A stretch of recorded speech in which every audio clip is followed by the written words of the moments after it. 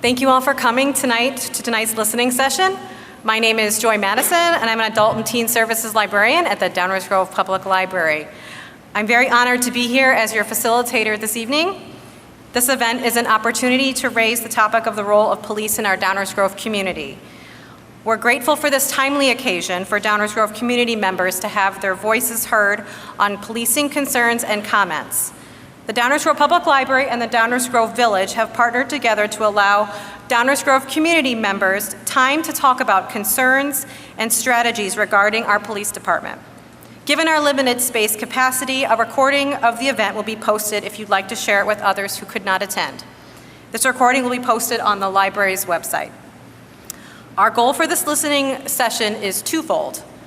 For our panelists to listen and learn about you, our community, what you think about policing in Downers Grove, and for our panelists to hear your concerns and help provide answers to your questions about how the police interact in our community. I'd like to add a few ground rules just to start the evening as we begin our session. First, we ask that you please keep your mask on at all times and adhere to social distancing guidelines during this event. You may remove your mask to make a comment or question at the microphone, which is up here, but otherwise, please keep them on to protect yourself and others. You notice that for me, I'm going to be keeping my mask off if I'm speaking for people who are viewing the recording, as well as any of our panelists or our moderators tonight while they are speaking. Secondly, for the first half of our event, we will be taking comments, stories, concerns, and statements for our listeners. The intent of this first half is to give our panelists an opportunity to listen and learn about your views and concerns on policing in Downers Grove. The second half will be a Q&A portion where participants can ask for information. I'll make an announcement when it's time to start Q&A. If you would prefer to remain anonymous, you are welcome to either make a comment or question via a written statement that you can place into a basket. I will read those comments or questions on your behalf as time allows. If you would prefer to speak into the microphone here, please wait for the aisle to be clear. Stand 6 feet apart from behind the person at the microphone for your turn. While speaking, please feel free to remove your mask, speak slowly and clearly, and limit your comments to 2 minutes or less. We remind you to keep your comments on topic regarding our Downers Grove Police Department. I have the privilege of introducing our active listeners for tonight's discussion. Moderating this discussion with me will be DuPage County NAACP President Michael Childress. The 3 community leaders who will be addressing community comments and concerns are Downers Grove Village Manager Dave Fieldman, Chief of Police Shannon Gillette, and District 99 Superintendent Dr. Hank Thiele. I will ask them each to say a few words of introduction for us, starting with my co-moderator, Michael Childress. Good evening. I'm excited. I'm truly honored to be here. When I got the call, I was completely blown away that I was asked to come. I got to admit, I've come to Downers Grove at least 5 or 6 times just outside of shopping, and every experience I've had in Downers Grove has been positive. I've spoken at First Methodist during Black History Month. I've attended several Black History events at Downers Grove South. I was invited there. And I was also a part of the March for Life right after Parkland. And that was, although it was a brutally cold day, it was really a positive experience for me. So I have warm feelings about Downers Grove in general. So I've never had a bad experience here. I represent a civil rights organization that is 111 years old. Our North Star is always and will be civil rights and equal justice under the law for every American. I've had people come up to me a lot of times and say, you know, I wish I was black so I could join the NAACP. Well, NAACP is not a black organization. It's a civil rights organization. As a matter of fact, our DuPage County chapter is probably about 50-50. So we have a lot of active members of all races, all creeds, all colors, all genders, and all sexual preferences. So with that said, I'm actually here to listen also to the experts, but if there's a question that you have that you'd like to be filled in on how the NAACP perceives an issue, or if you have a question about that, I'll answer that question. But for the most part, I'm excited to listen to our panelists also. So with that, I'll turn it over to our panelists. Good evening, welcome. My name is David Fieldman. It is my privilege to serve as the village manager for the village of Downers Grove. I am a staff person. I'm on the staff, paid staff at the village of Downers Grove. I am not on the elected council, but I serve at the pleasure of the elected council. And 6 of our 7 council members were able to be here tonight. They're in the back of the room, starting with Mayor Barnett, Commissioner Kavanaugh Gray, Commissioner Greg Jose, Commissioner Nicole Wallace, Commissioner Marge Earl, and completely aligned with me in this row where I couldn't quite see her before, Commissioner Leslie Sadowski-Fugit.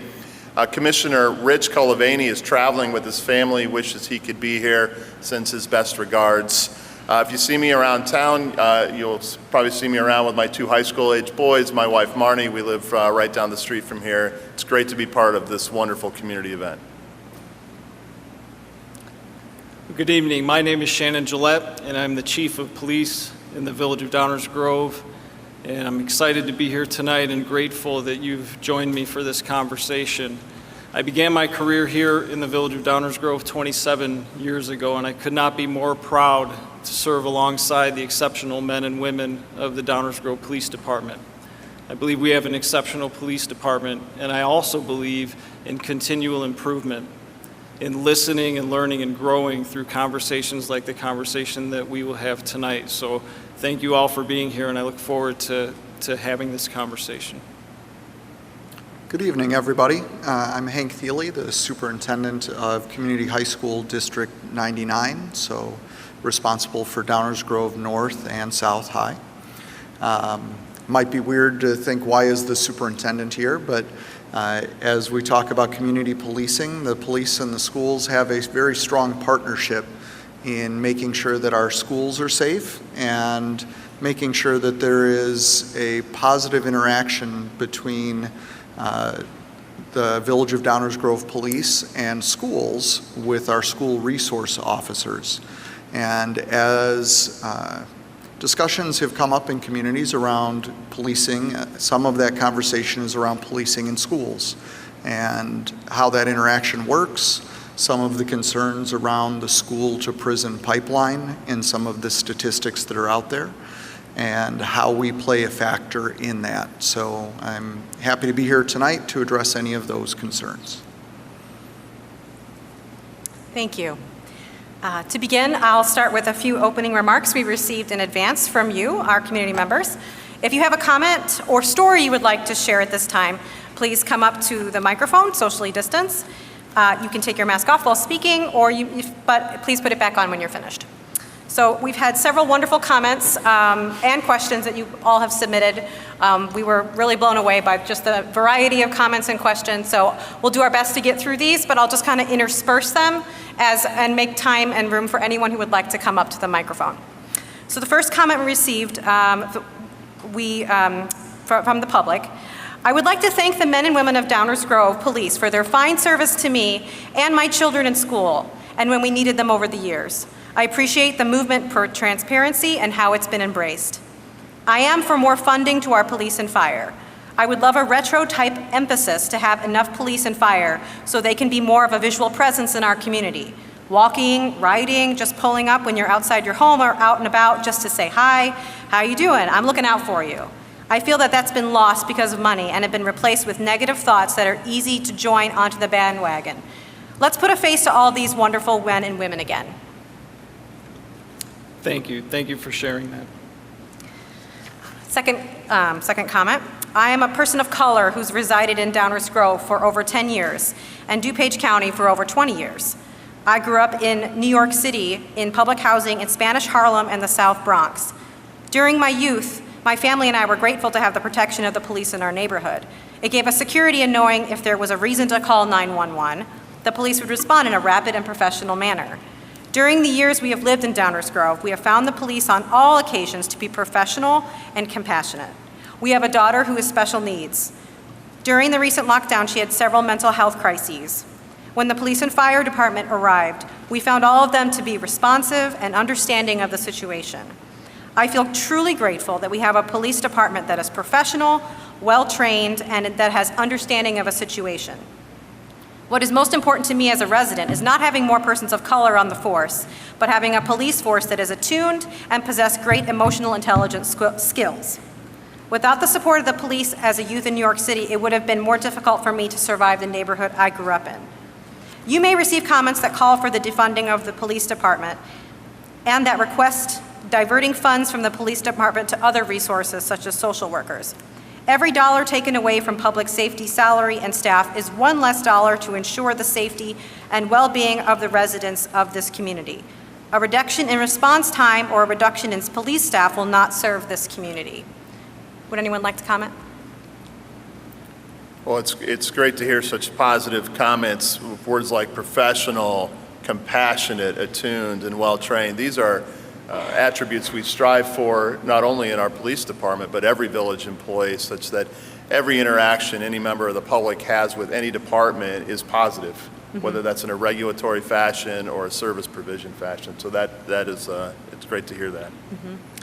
We will talk this evening a little bit about the training that our officers go through, and we have done extensive training in the area of crisis intervention, and the comment mentioned mental health issues, and some of the specialized training that we've had has been to help people address those issues and connect them with resources in the community. So I look forward to having a little bit more in-depth discussion about that this evening.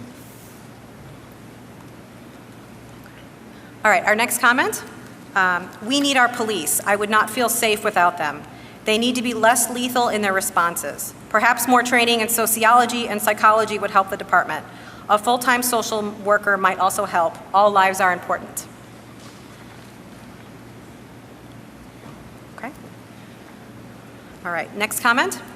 In my 34 years of residence in Downers Grove, I have had about 7 or 8 interactions with the police. I would say 4 or 5 of those were very professional and responsive. The other 2 or 3 were too rude, cocky, or condescending attitudes by the officer given the nature of the interaction. So, training might be an area for discussion, especially on a regular follow-up basis, including racial, religious, ethnic tolerance, as well as publicly displayed attitudes. Only perps should fear the police. Also, I have taken note that some officers ignore traffic laws when on duty and not in emergency situations. Turn signal usage, stop sign observation, lane change actions, etc. Minor infractions, but not good examples. Police officers need to remember that they are public servants and not above citizens' rights or laws. Any comment? It's a great reminder for us, and we set exceptionally high standards in the area of customer service for all of our employees. And I would encourage anybody that has an interaction where they have a concern about the Downers Grove Police Department, please contact us. Please contact us when that incident happens, that it gives us the opportunity to look into that issue, get to the bottom of it, and make any corrections that we need to make.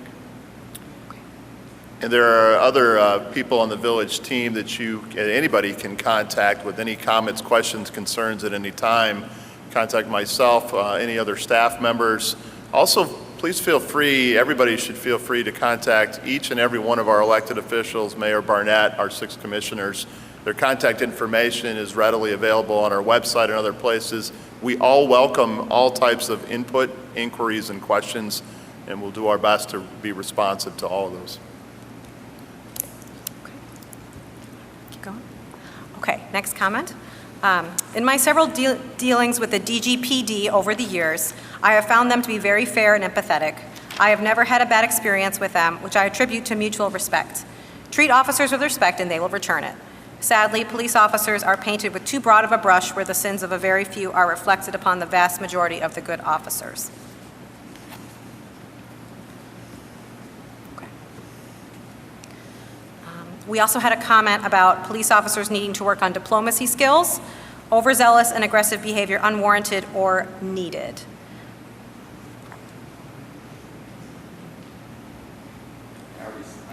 Yes, please go ahead.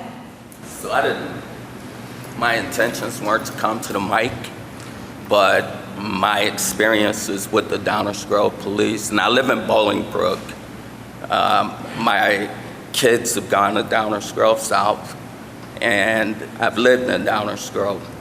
I've had 3 situations where, one, I was in Naperville, take my sister to get her driver's exam. Naperville police apparently called Downers Grove Police. Downers Grove Police came to my house and asked, what am I doing? What was I doing in Naperville? That was offensive. A little closer to the mic. Thank you. Can you hear me now? Oh, yeah. Thank you. So that was an issue for me. Another, I called Downers Grove Police because someone cut me off in traffic. They came and asked me for my driver's license, called me at work the following day, and asked me not to call that person's employer. That was offensive. I've not had positive experiences, and it upsets me. Thank you for your comment. Thank you for sharing that and for giving me the opportunity to hear about your experiences. And if you'd like to have a follow-up conversation. I've talked to you before, and you know what I'm talking about.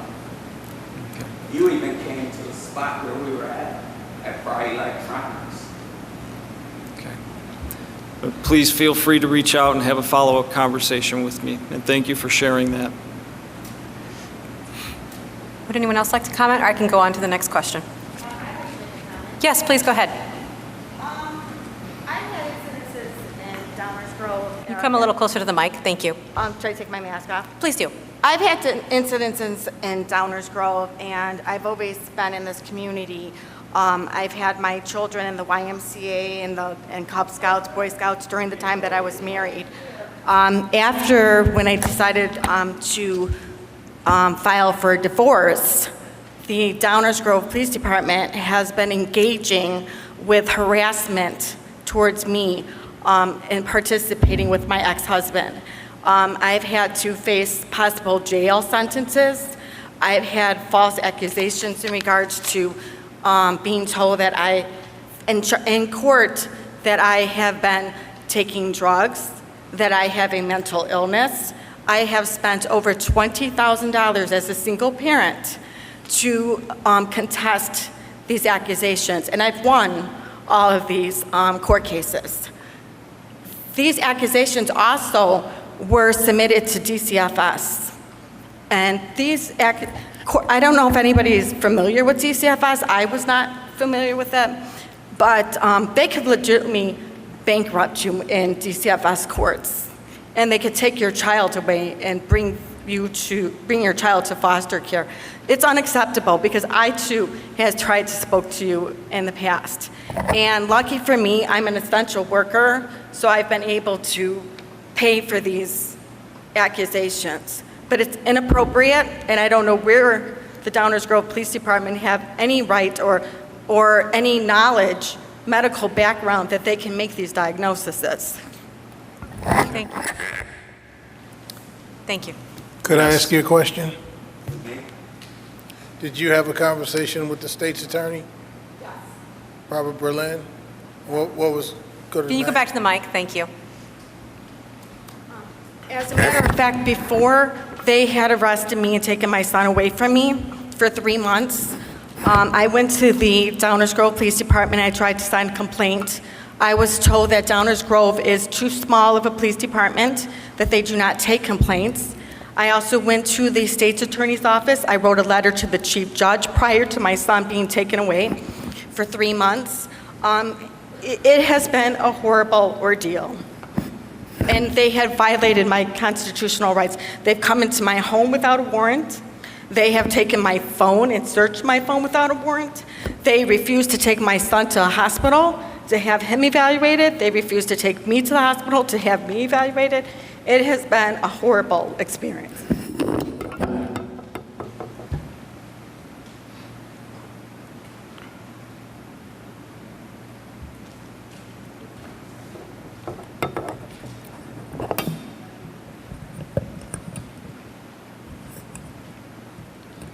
Thank you for sharing. That was not easy to share. you. Thank you.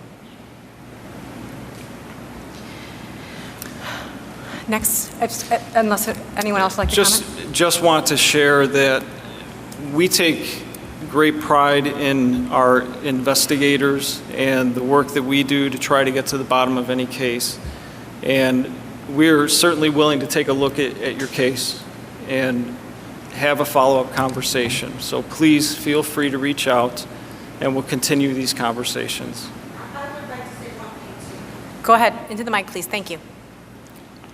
I've had the unfortunate experience of going to the DuPage County Courthouse.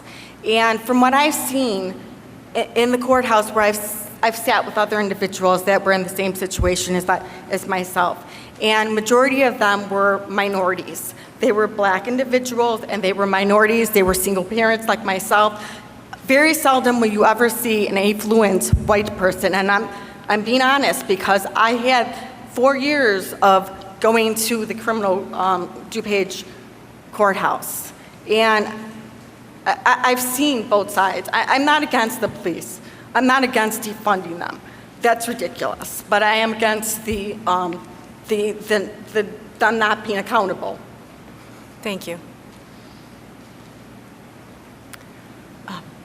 If anyone else has another comment, feel free to come up and I will stop whatever I'm working on. I have a few more advanced comments, but not too many left. So if someone would like to come to the mic, that's fine by me. I'll go ahead and continue.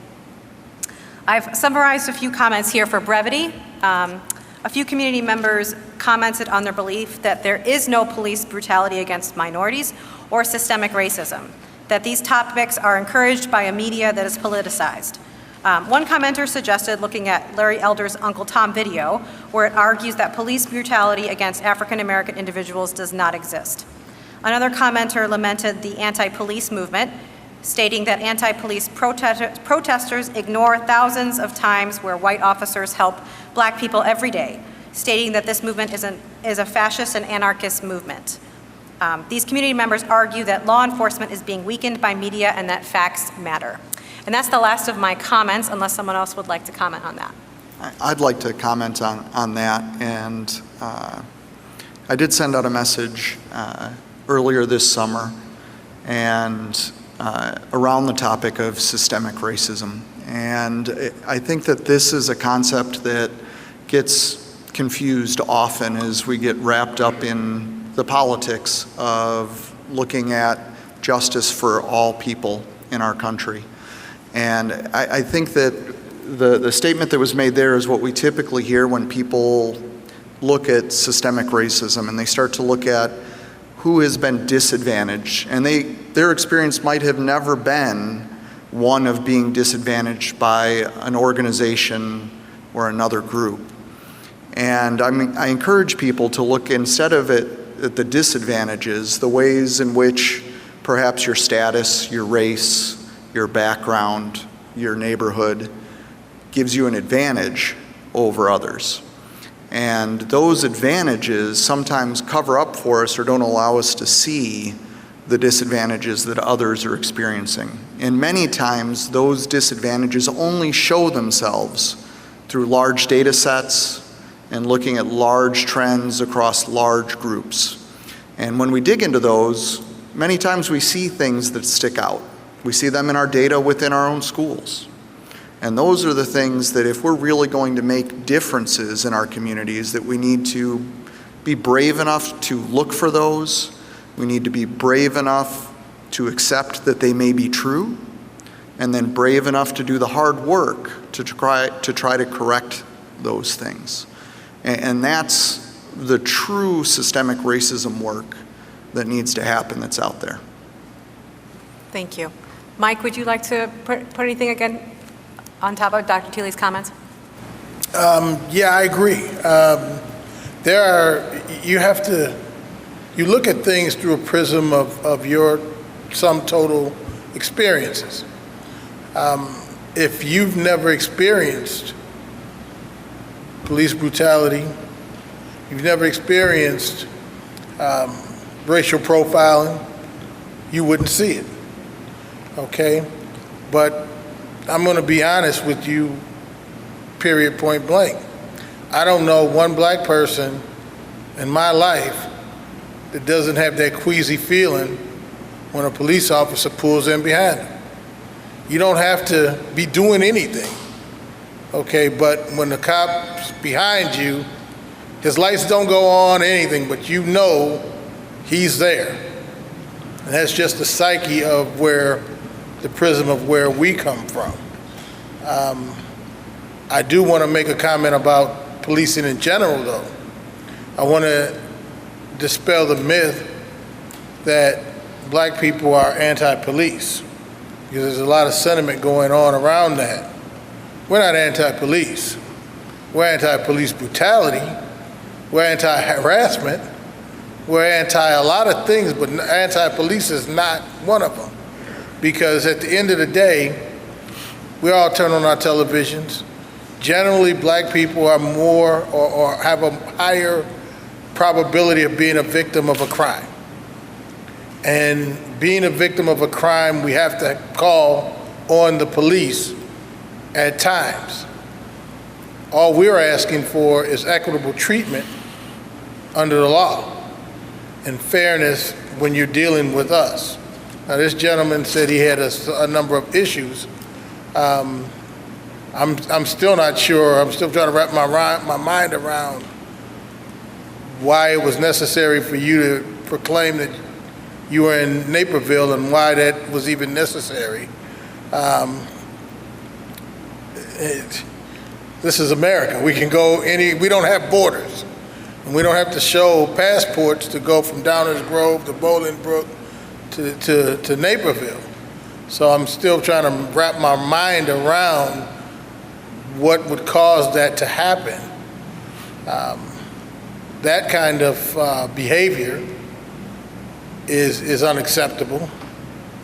But again, at no point in time am I saying the NAACP or Black Lives Matter movement or black people in general are anti-police, because many of our members are police officers, many of them.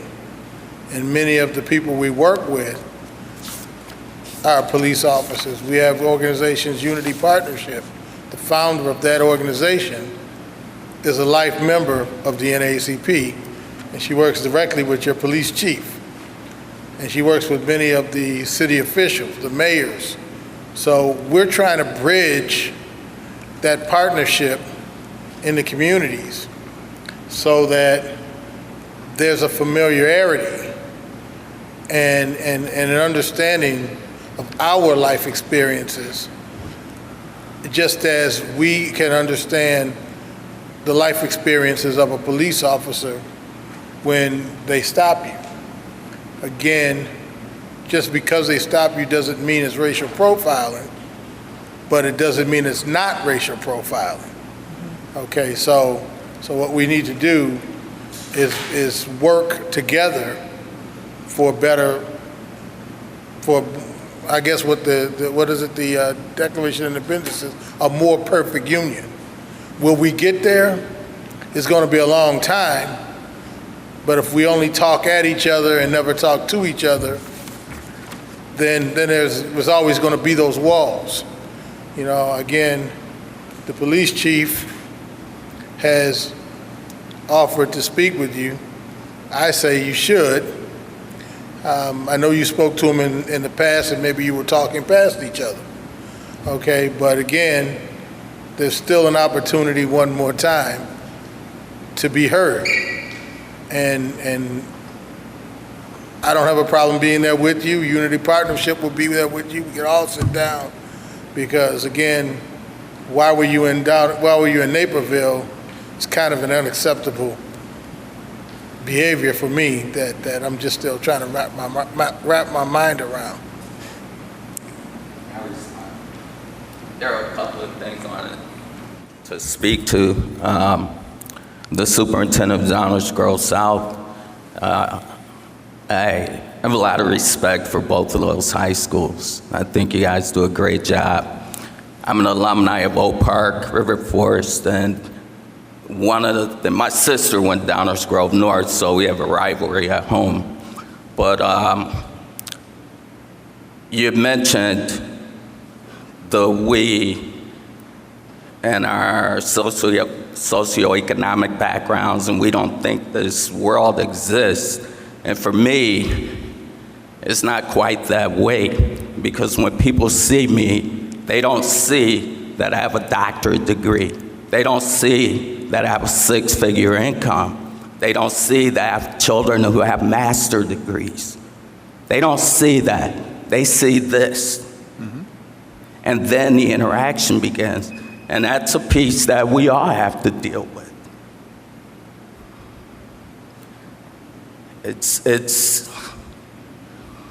I think Downers, the high schools, have gotten it right. I've seen situations there where the students are embracing each other. People from all different backgrounds have been to my home. My daughter was invited to the NAACP AXO program and actually won a national medal, a gold medalist in Washington, D.C. And it's a lot to do with things that the schools have done. So I'm not negative on Downers Grove, but we have work to do.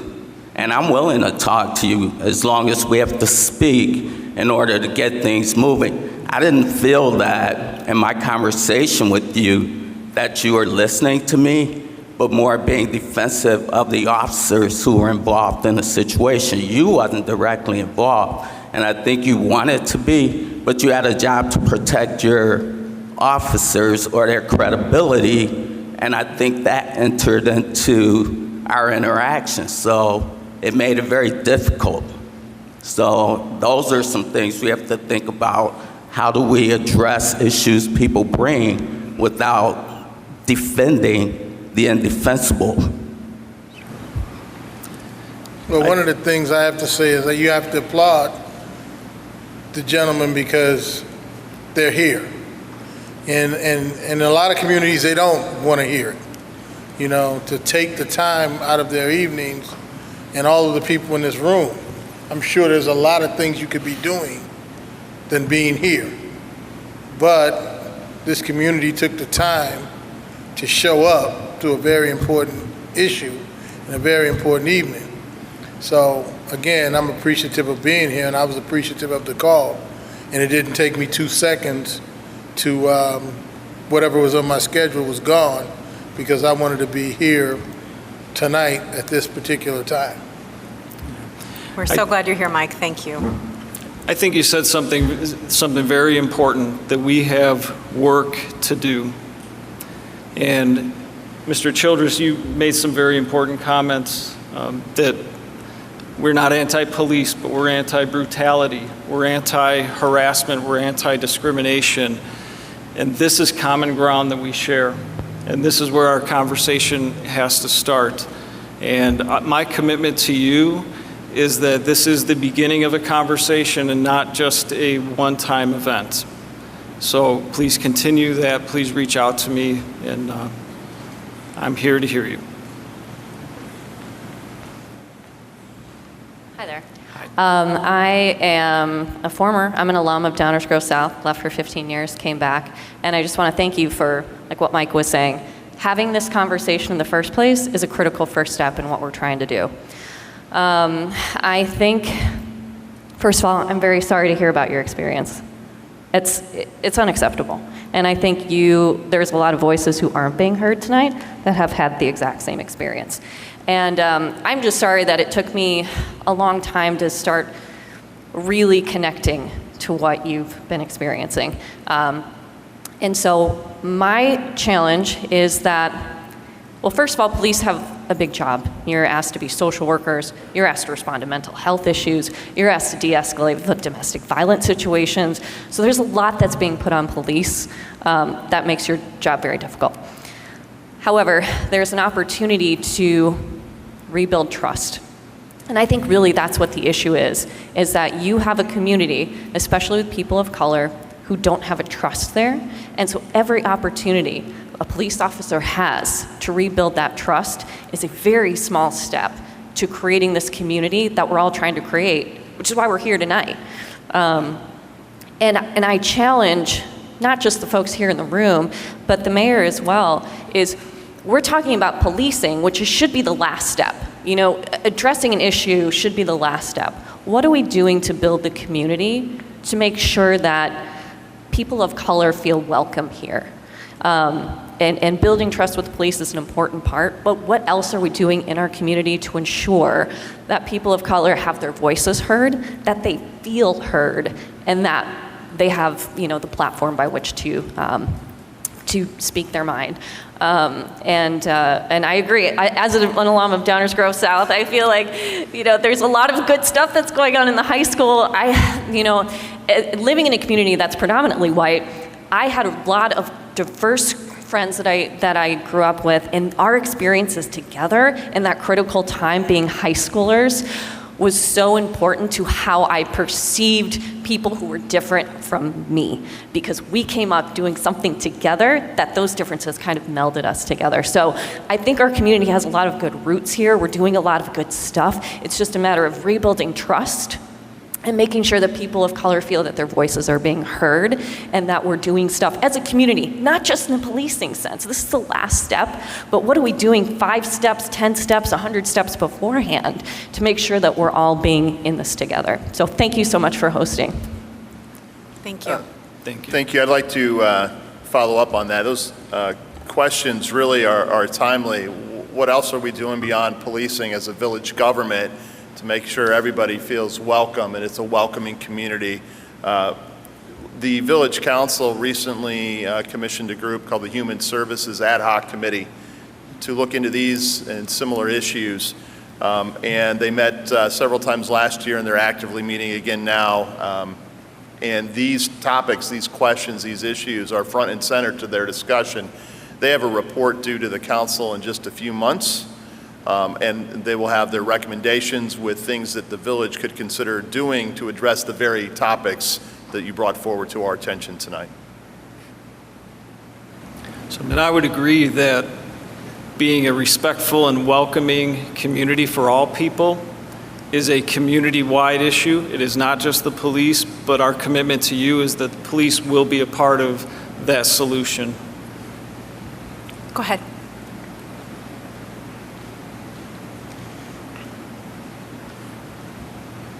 Sorry, I'm going to adjust this because I'm real short. Okay, I'm just going to hold it then. So thank you all for being here tonight and being willing to listen to the community, and thank you to our moderators as well. But I had a few follow-up questions actually from the individuals who have spoken about their negative experiences. I know that your purpose here was to listen, but as a third-party outsider, even though I'm a Downers Grove resident, just saying we'll have a follow-up conversation was not satisfactory to me. And so I'd like to ask you that how should the process actually work when someone has a negative experience with the police? If you could walk us through what that should be, right, from who to contact at the PD, file a complaint, and then if that response is insufficient or unacceptable, how should that be addressed as well? How should that, kind of go on? And I'm also interested in knowing about what, if any, resources or advocates there are at the village level to support someone who is bringing about a complaint. Because as we know and was mentioned around the issues of institutionalized racism, is that populations that have historically been oppressed are vulnerable to oppression and oftentimes don't feel confident or safe in asserting their rights. And so by that power differential could be not seeking the remedy that they are actually entitled to. So if you could just kind of speak to those kinds of things, it would be helpful. Thank you. Sure. Anytime a member of the public has concerns about the services provided by the Downers Grove Police Department, our citizen inquiry process is posted online on our website, and that begins with contacting the on-duty supervisor, the person who may have likely supervised the incident that may be of concern. and you can discuss that incident with the on-duty supervisor. That on-duty supervisor will initiate an inquiry into what happened. If you're not satisfied with the outcome of that initial inquiry, we also try to be very transparent in the Downers Grove Police Department. My email address and my phone number is listed on the website, along with both deputy chiefs here at the police department. And you are free to call any of us if you are not satisfied with the outcome of an inquiry into your concerns over police services. At any point, if you're not satisfied with the services of the police department and our response, you can certainly reach out to the village. And there are several different ways that you can make an inquiry with the Village of Downers Grove. Sure, thank you, Chief. Just to continue with that sort of elevating up any issues or concerns, Shannon, as the Chief of Police, is a direct report to me as the village manager. In plain English, I'm Shannon's boss. So if you don't, you're not satisfied with the answers and responses and how an inquiry was handled, please come to me. That escalation of service can go beyond me to the folks that I answer to, the elected officials of this village. So Mayor Barnett, every one of the commissioners, they are all available to everybody on police issues, any village issue, frankly. They are the ultimate in responsibility to the community, and each and every one of the 7 elected officials welcomes this kind of input and is very responsive. Will hold me accountable, we'll hold Shannon accountable through me, and we'll hold all of our organization accountable to the expectations of our elected officials. I'm glad you said that, because with the NAACP and a lot of people of color in general, we see policing in 2 prisms. There's policing with impunity, and there's policing with accountability. And the perception among people of color is that policing with impunity is far too common. And what we're striving for is the dialogue to have policing with accountability.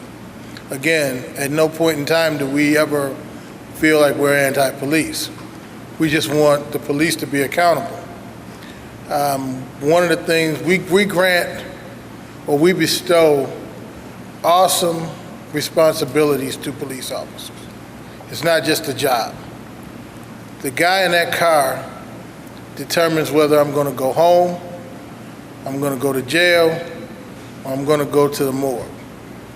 That's an awesome, awesome, awesome responsibility that we've granted our police officers.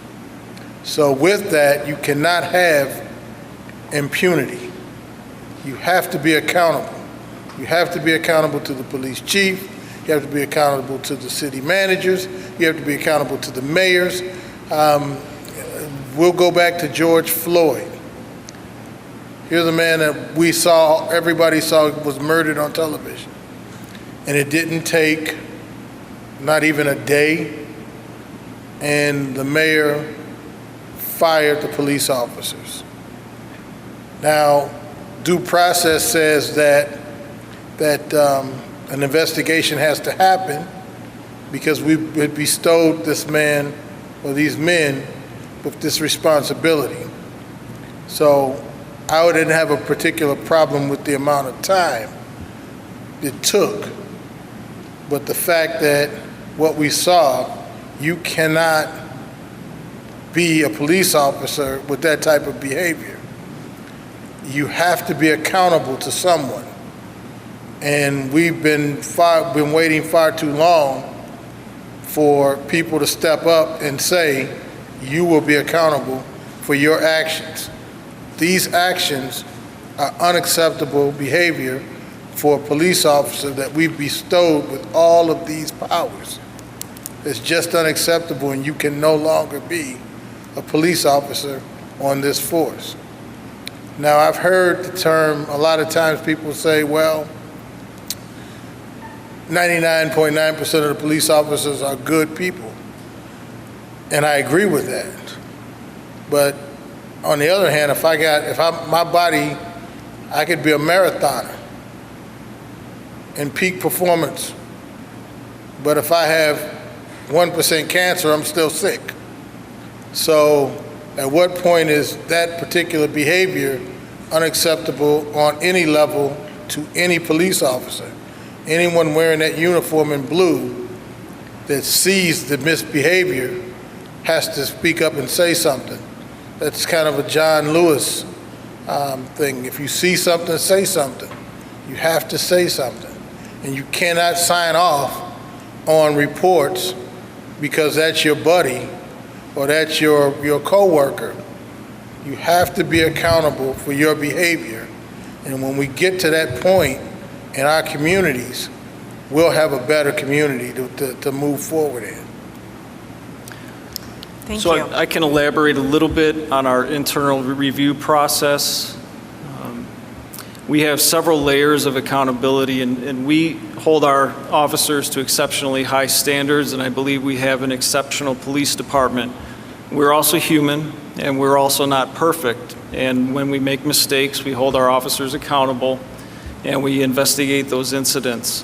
When a supervisor does a citizen inquiry into the services provided that you may have a concern over, if there's evidence that there was misconduct or a mistake made or wrongdoing on the part of the officer, that investigation will go to another supervisory review committee, so another layer of review where 3 separate supervisors take a look at that investigation. They may send it back to ask clarifying questions. They'll review the thoroughness of that investigation, and then they will make a determination on a range of corrective action. And those corrective actions can range from coaching and counseling to remedial training to disciplinary issues if it's more serious in nature. And then that finally has to be signed off on by me. And every one of those investigations comes through my office as well. So we do take it very seriously. We build layers into that process to make sure that there are more eyes on the process and that there's integrity in the process as well. Go ahead.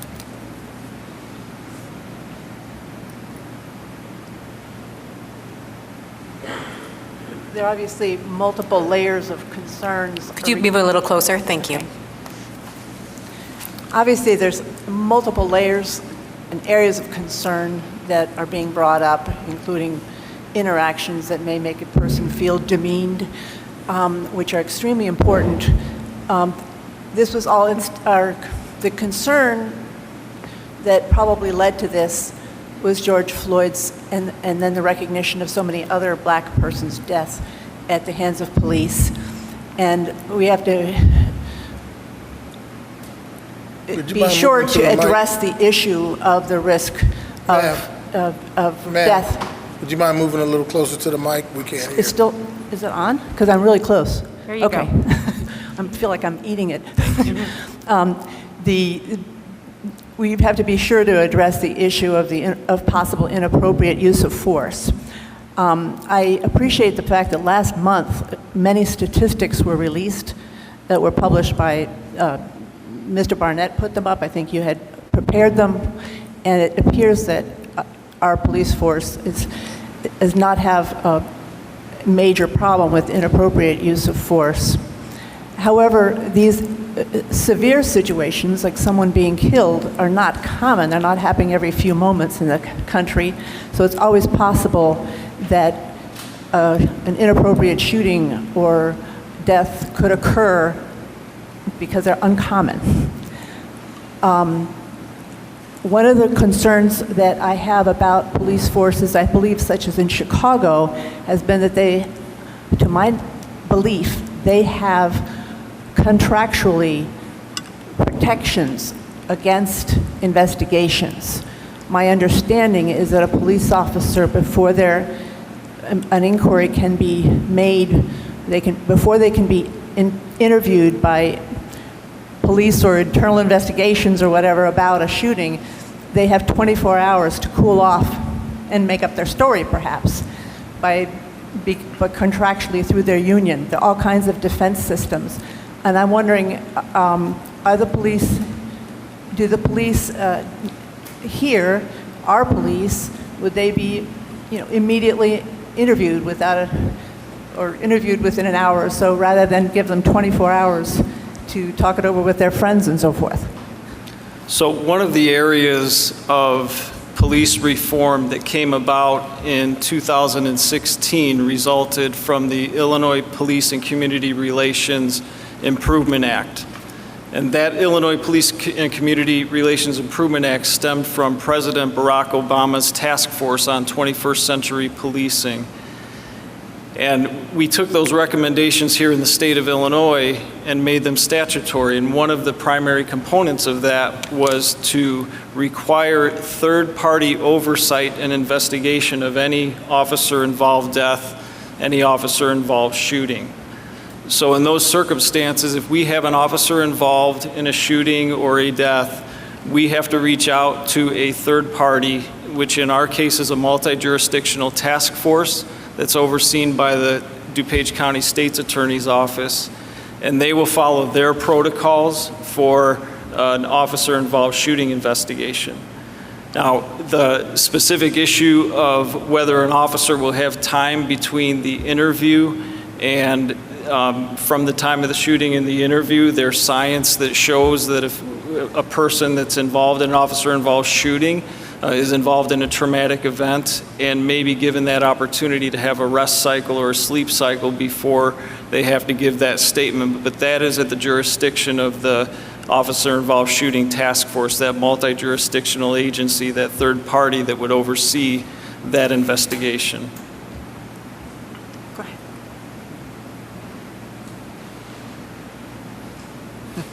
This mic seems to have a life of its own tonight. Everyone in this room has a concern or an experience, and I'm sorry for what you may have, experienced, anybody with the police, but I'm going to kind of switch tacks here a little bit, simply because there's, two sides to every story, and if you've had an experience like some of you people, I'm sure it hits you dead in the heart.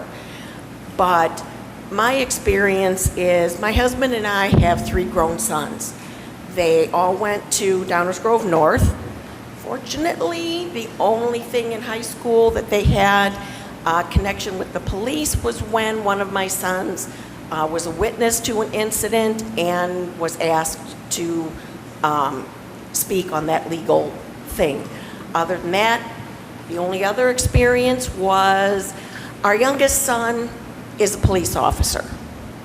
So I'm kind of on the other side. I do not condone illegal, brutal behavior on anyone, but just kind of looking at the other side, he's a police officer in a neighboring community. When he was interviewing for the job, that community sent a detective or someone to come see where he lived, talk to a couple of neighbors, and wow, that really, oh my gosh, there's a police car from another department in there, and it was something simple as trying to investigate where a potential officer would be. So, being a mother of a police officer kind of sheds a different light, not that I'm condoning anything at all. I would kick my son's butt. He wouldn't have to worry about his chief if I got to him first. But he doesn't tell me much. But what he's told me about things he has experienced and had to deal with, I wouldn't wish that on my worst enemy. So I do tip my hat to all the men and women in law enforcement, local, federal, state, whatever, for getting up every morning, putting yourself out there, not knowing what in God's earth you're going to encounter that day. But what I'd like to ask you, even briefly, is if you could explain a little bit about the process of how someone gets hired as a police officer. Sometimes we've heard, oh, there should be more people of color, or there should be more women, or there should be more this or that in the police department. Well, until my son went through it, I had absolutely no clue what it took to become a police officer. And all the applications he had to fill out, get on a list. Sometimes they had no openings, but that's how they prepare for their next hires. And the testing, both written, physical, psychological, I think, well, I know there's a lot more to it than filling in an application and saying, I'd like to be a police officer. So if you could touch on that a little bit, just so people are more aware of the testing you do before anyone even becomes an officer. And we all have to look ourselves in the soul and see, starting with me, starting with you, starting with everybody, what can we do? And I think one of the most touching things, the day after the activity in Chicago, my son was on duty. He went in to get a cup of coffee. He's waiting in line to give his order. A lady comes in behind him. Their eyes meet. They each just say, good morning. My son goes to check out to pay for his food, and the woman behind him said, oh no, I'm buying your breakfast this morning. My son's like, well, no, that's okay. This was a black lady.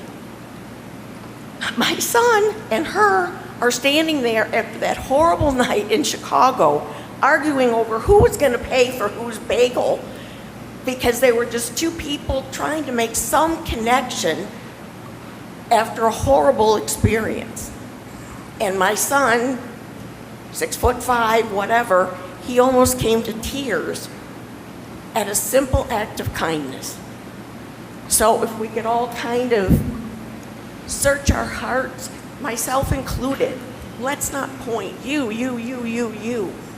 As we said, let's all come together and try to make this world, even starting in Downers Grove, as great as this place is, just a little bit better for everybody. Thank you. Thank you. So thank you for your comments and your question. I'm happy to talk a little bit about the recruitment process, but I also just want to highlight something that I heard there and that I've heard throughout the evening from sharing of the comments that were submitted online, as well as the comments that have been shared tonight. We've seen the wide range of experience and perception around policing in Downers Grove. And it's important to understand that not everybody's experience is the same, and that's why we have opened up this conversation and committed to listening, because while I believe we are an exceptional police department and we provide exceptional customer service, everybody's experience is a little bit different, and we need to be open and willing to listen and learn from others' experiences. So just being able to share that this evening is a very important privilege for me to be here and to listen to. Our recruitment process is pretty rigorous. A police officer has to have 60 college credits or an associate's degree to apply. We have a recruitment team in place that tries to recruit from a diverse population. That includes putting out information online when we are recruiting. We've produced a recruitment video to try to reach a wide audience. We go to college career fairs, and we have minimum standards for minority populations within those schools that we recruit at to try to recruit a diverse workforce. Once we put the application out, individuals can apply, and they will have to take a written test. We partner with a company called IO Solutions to provide our written test for our police department. One of the conversations that we've had with IO Solutions was, how do we ensure the most inclusive process for our police officers? And they have statistical data, as Superintendent Thiele mentioned earlier about the importance of statistical data. They have statistical data that shows us different testing mechanisms that IO Solutions has in place and the inclusiveness of various testing procedures, and we make sure that we select the process that is most inclusive.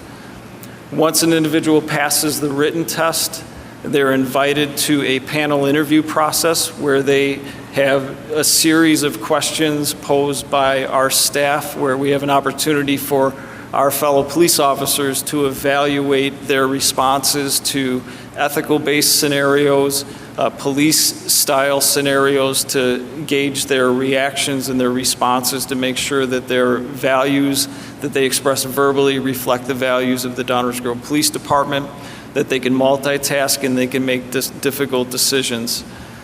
If they pass that part of the process, they're invited to a panel interview with our Board of Fire and Police Commissioners. If they pass that process, they also go through an extensive background investigation that is conducted by our detectives. A psychological examination is part of the process, as well as a polygraph examination. At any point, if any one of those components, if they fail any one of those components, they are removed from the process and removed from eligibility. We take the hiring of our police officers and the standards that we set for our officers very high. Once they are hired, they will go to a 14-week police academy and go through 560 hours of training during those 14 weeks to certify them as a police officer. And once they graduate the police academy, they'll come back to our police department and be assigned field training officers. Those field training officers will work with our trainees for over 4 months on the street, answering police calls under the supervision of the field training officer and the sergeant who is working on the shift, to ensure that they have not only passed the academy, but that they can perform on their own long before they're ever put on solo patrol. Again, we set our standards very high, and there are many opportunities where if a person doesn't meet those standards, they'll be removed from eligibility as a police officer in the department. And just one follow-up comment to the comments that were made. I want to thank your son for his service, and all police officers. I think you highlighted the difficulty of the job that they face out there every day. I agree with that, and I'd like to thank your son and all police officers, including ours, for their service. Thank you.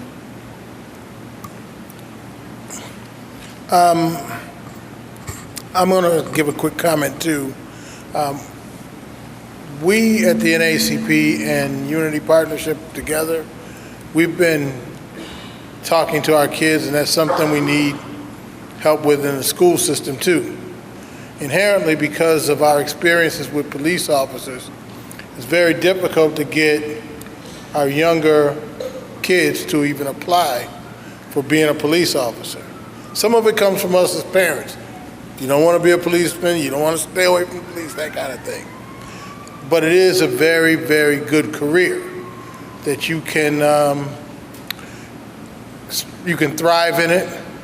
I guess in 20 years you can retire pretty well. And the other thing, we as a community, I tell them we can't complain about an all-white police force if we don't apply for those jobs. And then we have to understand what the requirements are. Now, what we've been doing, I live in Bloomingdale, so I know Chief Marisi, and we've set up, and also Chief Flint in Glendale Heights. We've been trying and haven't been getting a lot of luck. We've been trying to get high school kids to actually go on ride-alongs with police officers, because then you get a feel for what they go through in a day. What's a day in the life of a police officer? It may not be for you, but it may be. You know, you're a senior in high school, you know, it might be something that'll click for you, and it may be something that you just don't want to deal with. However, you don't know what a police officer is or does if you don't ever talk to one. And the only time you talk to one, it's a bad experience. So maybe, you know, like I said, with Chief Frank, we set up a couple of ride-alongs. They were high schoolers, and, you know, they got to go to the police station and see the radios and what all they did, and then rode along with them for a day. And one of them now is a police officer. He was in high school when he did it. So again, we cannot complain as a people about an all-white police force if we don't apply for those jobs. So I encourage black students, especially on the younger sides, the ones getting out of college, apply for those jobs. Talk to the chief of police. You know, at the end of the day, he's still a man, and he's a public servant. I'm sure if you picked up the phone and said, "Chief, I'd like to come in just to talk to you," you know, that's what they're there for. I talk to the mayors of towns all the time. I'm having coffee with one in Woodridge. I'm not calling because I want to have something to complain about. I like coffee, she likes coffee. Nothing more than that. But at least we got an understanding of familiarity with each other, just like we would have with the police departments. So when something does come up, I know this gentleman, and we can have a talk. We can talk like two human beings rather than police officer, citizen. You know, we want to tear down those adversarial relationships, and we're trying to get our kids to at least consider police officers as a profession, because we can't complain about all-white police force if we don't apply for them. Thanks, Mike. Go ahead. I've been a resident of Downsboro since '85, and much to my dismay, I had a lot of. Here or not? I'm sorry, what? There we go. Okay. I've been a resident of Downers Grove since 1985, and I said, much to my dismay, I've had a decade ago many encounters with Downers Grove police because a daughter who chose not to follow society rules. I do have to say, every single contact I had with the police was nothing but positive. The police at Downers Grove North, I think he had my number on speed dial. It was challenging to say the least. Police were at our house regularly with 911 calls. My daughter would initiate it if she was told she couldn't leave the house. She'd call the police and want my husband and me to be arrested. I felt I was failing as a parent. The police were absolutely fabulous, compassionate, empathetic to the problems my husband and I were going through. They never made me feel like a bad parent. About a decade ago, my daughter ended up spending some time as a guest at DuPage County. Even all the sheriffs there for a whole year showed total respect.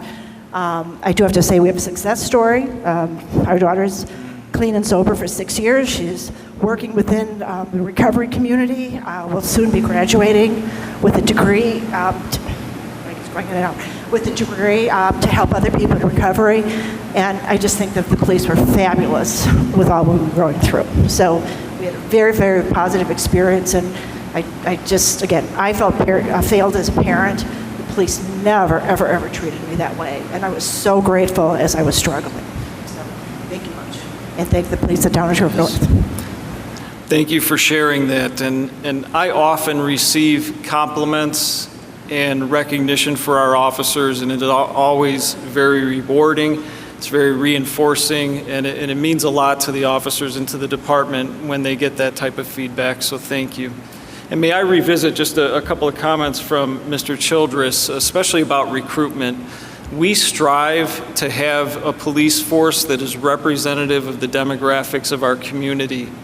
It is a nationwide struggle to get a diverse pool of candidates for a police department. And Mike had mentioned the Unity Partnership, and one of the programs that we've committed to with a member of the Unity Partnership is an intern program where we will take high school students of color who may be interested in a law enforcement career and complete an internship with them while they'll be assigned a mentor officer. They'll have the opportunity to ride along with them, work directly with the police officers, and learn about this career. It is a very rewarding career, and it will only get better as we increase our diversity. And so I'd encourage anybody that knows of an individual from a diverse background who is interested in a law enforcement career, please call me. Please let me connect them with one of our recruitment team, and let's get them on a path to being a part of our team. Thank you. We have the same challenge as educators, so anybody who is looking to go into education, I'd love to meet with them as well. So I think it's in a lot of this government service areas, one of the challenges we have is that people like to go back to the communities that they grew up in.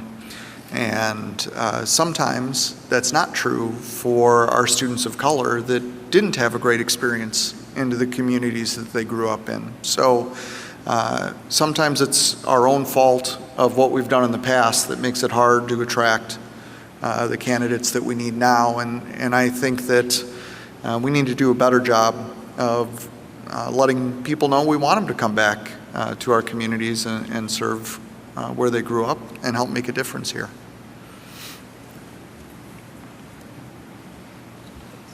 That's pretty great. Can you guys hear me? Yep. Yeah. One of the challenges that I've found, and I've worked in systems that were designed to, where we were trying to recruit people of multi-racial groups, and one of the challenges that I found was things that were part of their history early that exclude them from being able to participate. And I think that's that part of systemic racism that we don't quite have a grip on. So we have a kid who may have been 18, 19, who were approached by the police and resisted or responded in a negative way, and it escalated to be something that ended up being a misdemeanor or a felony, and that goes on their record, and then they're unable to work within systems. And they can have any degree or any level of education or any knowledge that they want to have. And I think that excludes a lot of people from being able to be in school systems and police departments, because there's a certain level of integrity that they have to have. I do know that there are police force, and I just, my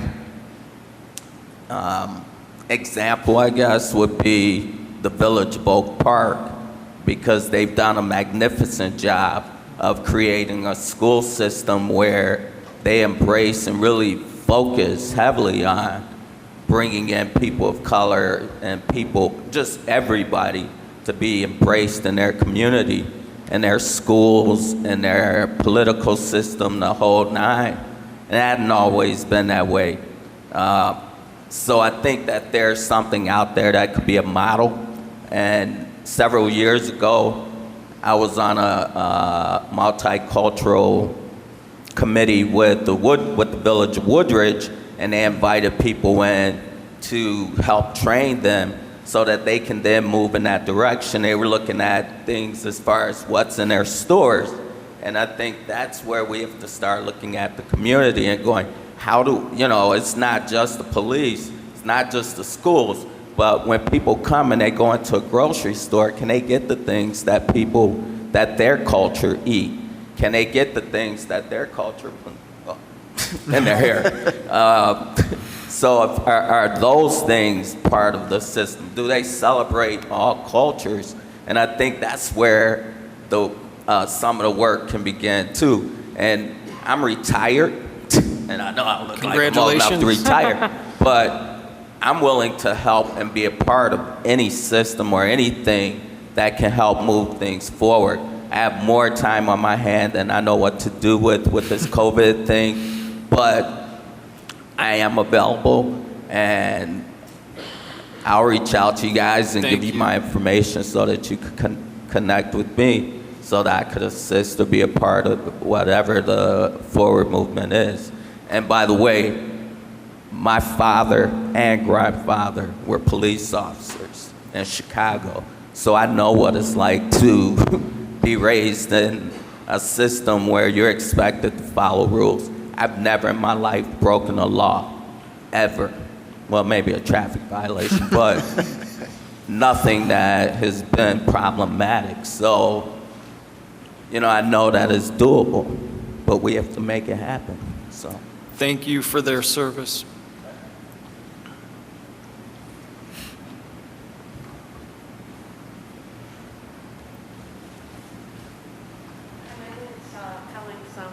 A little closer, please.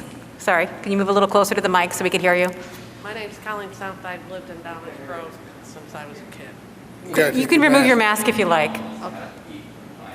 Yeah, real close. I have one question. What is the racial and gender percentage of the Downers Grove Police Department right now? Sure. We have a majority of Caucasian police officers, and as I mentioned, we strive to have a police department that's representative of our community. And while we have about 5 female police officers, we do have minority police officers, but they are underrepresented in our community, and this is an area that we have to work on. Is that on a website where we can go and see the percentage? It is in some of our published materials. The Thiele report has a breakdown of our officers as well as our recruitment plan as well. And that is on the village website under the transparency section.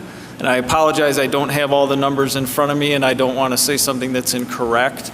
But what I can tell you in general, for the Downers Grove Police Department and police departments across the nation, that minorities and females are underrepresented in relation to the demographics of the communities that we serve, and that's an area that we continually strive to improve in. All right, thank you. And that goes for the entire village as well. This is one of my personal areas of focus, is this topic, and making sure that our hiring practices result in breaking down those biases and getting the best employees that are reflective of our community and pushing forward. And I'm very proud to say, while we have so much more work to do in this area, we have made great strides in the last couple of years, and we'll keep working on it. We are down to our last few questions. We've got 10 minutes left. Just a heads up. Hello. Hi. Sometimes before the police even get to be, make a good or bad decision, the community makes decisions, right? And so something that I've been wondering about since we had our night where we shut down here in Downers Grove for the fears around what would happen with the protesting, and immediately on the Facebook page from the village that had said, call 911 if you see suspicious activity, folks started sharing stories about black people walking down the street and saying that it was suspicious, right? And we're hearing on a national level of white people making bad decisions and determining that the presence of black people is suspicious. So as a police officer, how do you discern when it is time to respond to suspicious activity? And is there a penalty for folks who make racialized calls around suspicious activity and other things? Thank you for the question. We partner with a third-party dispatch organization called DUCOM, a very professional dispatch center that screens and takes all of the 911 calls and calls for service for the Downers Grove Police Department. So before we're dispatched to the call, that dispatcher will ask questions about the concern and the nature of the behavior that they may be observing or why that person is suspicious. Every police officer has to respond to those calls with the information that's provided to them. And if there's a description of illegal activity, they may respond in a certain way. If it's more ambiguous and it's just a suspicious person, the officer may respond and have a consensual conversation with that person. If there's indication that there's a crime in progress, that officer has to have reasonable suspicion or probable cause to further detain that person. Many times it turns out to be a consensual conversation, and that's the extent of it. Other times, the dispatcher may determine that there's no illegal activity and that call may not be dispatched. If the dispatcher does send that call out and the officer responds, he or she may make an observation that there's no illegal activity and not even make contact with that person. But we train on probable cause and reasonable suspicion and making sure that our officers have legal grounds for making those contacts. And if it moves beyond a consensual conversation, they have to have a legal grounds to do it. And I'll add to that, I happen to sit on the board of directors for that regional dispatch center and service, and this is an area of focus that we want to talk about, because if you think about fire and EMS calls, there's a lot of questions asked by the telecommunicator dispatcher to make sure they understand the nature of the call and respond appropriately. I think we can do a better job at that on the suspicious persons calls, apply the same concepts and get better results. for all parties involved. And you mentioned penalties. I believe there are some state legislators who are looking into the concept of putting penalties in place when people are calling the police for those types of calls which are clearly not warranted. And so you look for that at the state level. Thank you both. We are working too with some of our state legislators. We have a term for it at the NAACP. It's called weaponizing the police. And I think that's what you were addressing. Because you have an issue with a person of color, you call the police on them when they're just doing everyday things, okay? That is a problem. And I don't know the answer to that, but we can see it on the news constantly where people are, black people, brown people are doing everyday things and having the police called on them. So the weaponization of the police department on people of color is I'm not going to say it's an epidemic, but it is problematic. So again, I think what you were asking is, once it's been determined that the police have been weaponized against a person of color for no apparent reason, what's that penalty look like? What does that look like once you determine? Do they just get to go back home and do it again? Or is there a penalty to be had when this happened? I think that's what she was asking. Is that correct? Did I?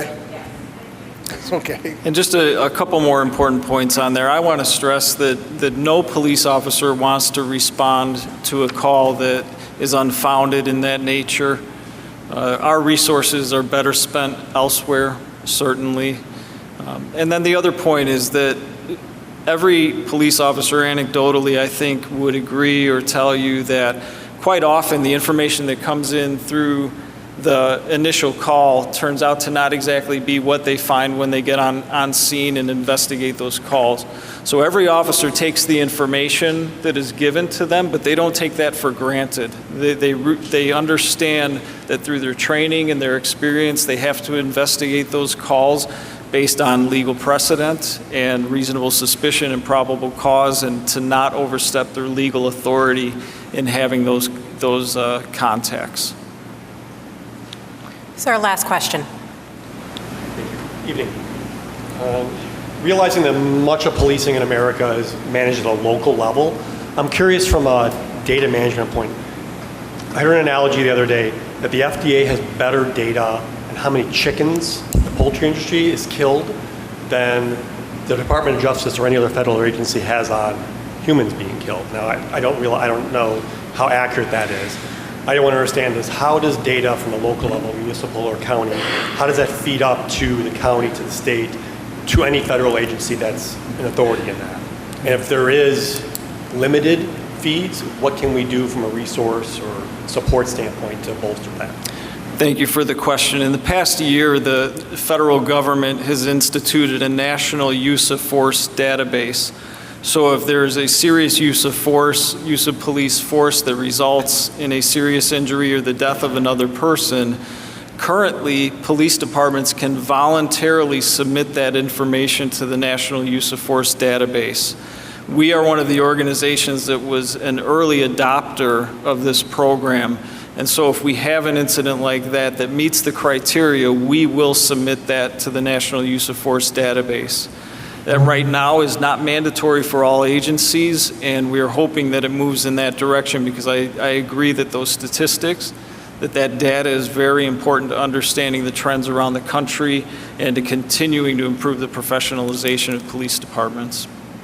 And as technology advances, it becomes easier and easier to share that information among databases and get that data pool that you're looking for.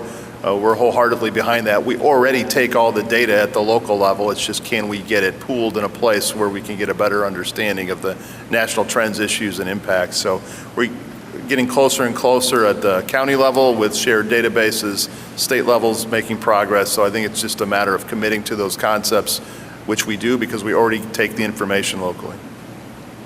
It's also important to note that since we've been a part of the National Use of Force database, we have not had a use of force incident that rose to the level that met the criteria for reporting there.